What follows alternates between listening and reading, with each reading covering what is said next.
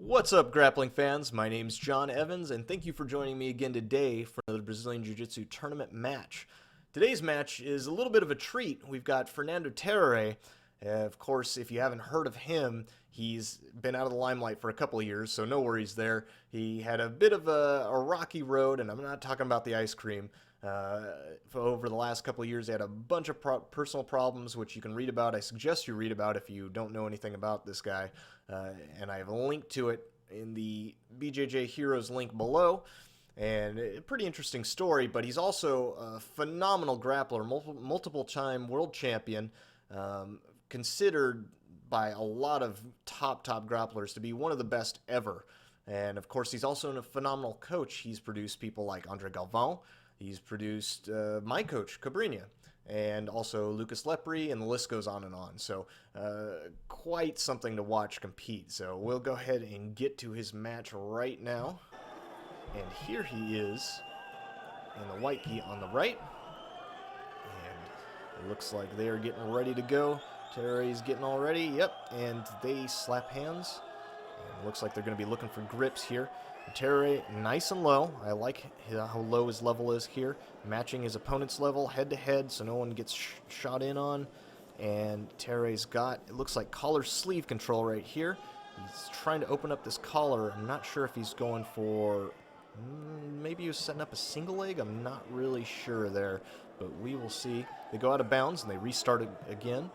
And it looks like they're going to be looking for grips once again. Even though they're both low, they're matching each other's height really well. And when I say their height, I mean, if you look at their heads, they're on the same plane. So, yes, this is his opponent's head, and this is Terere's head. They're always right there, right? His opponent's head is never way up here like this. And the reason that you do that is because that's your first level of defense. If you match your opponent's level like that, then you prevent them from getting really deep and shooting in on you. And of course, Terere right there pulls right to butterfly, tries to sweep, but his opponent is able to step out very nicely.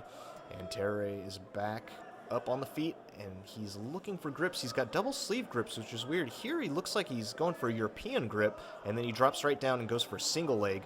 He's on this far leg right here, but his opponent sprawls very nicely, is able to push him off to the side, and the ref stops it. Looks like they're out of bounds, so they're going to restart in the center. But that was nice. I like that. You don't see a European grip too much out of jiu-jitsu players. It's that kind of armpit pocket grip off to the side, usually under the arm of your opponent. And Terere had a nice one there. Don't see it a ton, but he used it to go for a single leg. Of course, his opponent sprawled, but that's okay. And now they're back on jockeying for position. And Terere had double collar grip there, but he lost it. He's going sleeve, and he let go of the other one, and he went to the other sleeve. And here he sits a guard and puts both feet on the hips and elevates his opponent and pushes him up and over. Gets a sweep right there. That's 2 points. Immediately trying to pass, and he's in very good position. He's nearly in a leg drag position. This is really nice. But his opponent, his opponent made that spider hook, and that's going to keep Terere away from him. So now he's in like he's nearly in a half guard with the spider hook, but Terere makes this nice cross-face grip, switches his hips, and is able to break the spider hook off, and now he's just in a straight half guard. So that's really kind of a win for Terere, if you think about it, because he went from half guard with a spider guard hook to just straight half guard. So now he can get very deep on his opponent there with this crossface, put a lot of pressure, keep his opponent's shoulders glued to the mat, which is where you want them, and now he can work on passing with just his legs.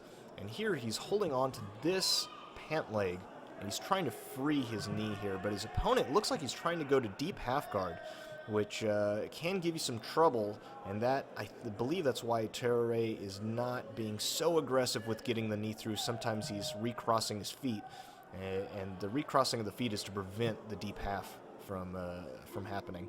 Because if your opponent gets that deep half and gets you elevated up above them, and your crotch is basically around their chest area, then your center of gravity is right there, and they control your center of gravity, because when they move, you're going to move. So that's what Fernando Terere is preventing, and you can see it right there. He's crossed his legs, and that's going to prevent that deep half guard. Now he's sitting on his hip, and he still has this great cross face, and that is very tough because your opponent can't even look into you.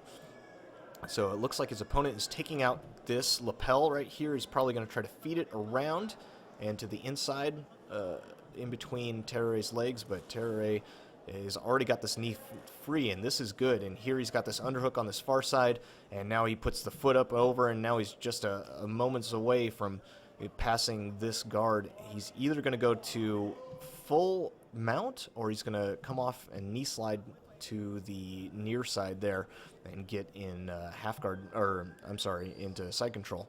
But his opponent is being very pesky and keeps trying to force. It looks like he's going right to deep half, and now he does have this lapel, so he's definitely trying to sneak deep underneath Terere's legs. But Terere, you can see him, he was locking up the feet quite a bit, and it looks like now he's attacking the arm. I think what's happening right now, I can't really see so great. I think he's attacking that near arm, but if his opponent defends that near arm to a certain point and draws it across his own chest, it ends up in kind of a gift wrap with your opponent's arm across their neck, and then you can take their back.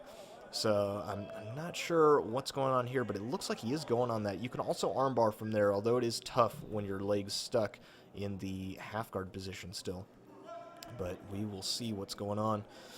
And yeah, it looks like he's bodying down pretty hard. That would make me think that his opponent's near arm, the one right here that you usually frame away with, or that you prevent the crossface with, I think that one came across his neck. And yep, that's exactly what happened. And that is a free pass to the back right there. Fernando Terere moves right to the back, rolls with his opponent, and that is a beautiful back take. And his opponent, of course, does not want this back take to happen. That's why he keeps moving this knee up here. But Terere, being smart, he's also attacking on the choke at the same time. And when you attack both things at once, then that, of course, is going to give you a lot more opportunity to get the finish. If your opponent defends the choke, then you can usually get the hook in, or vice versa. They're defending the hook with the hand like that, and now you're going to choke, and that's exactly what Terere does right there. And now it looks like he actually has the cross collar grip, and this is nearly done. And now, and right there, and he gets the second hook. And of course, anytime your legs are dangling like this, that's bad for you in jiu-jitsu. Just a little FYI. And he rolls off to the side, and now he hooks the arm like that, and there's no way you're going to get out of there. Terere finishes with a beautiful cradle choke, and that is all she wrote. Wow, very nice, guys. So like I said, if you don't know Terere, you should know Terere. Of course, after watching this, you know at least a little bit about him. Phenomenal grappler. I think in 2004, he just said, screw it, I'm going to enter into the Worlds, and I'm going to enter into super heavyweight, and he did it. And I think he lost in the finals against Fabricio Verdum, of course, who is phenomenal as well and about twice Terere's size. So quite a feat. So that means Terere still got second, though, in super heavyweight. Amazing job. So anyway, thanks, guys, for watching this one, and I will be back next week with another BJJ breakdown. Thank you. Later.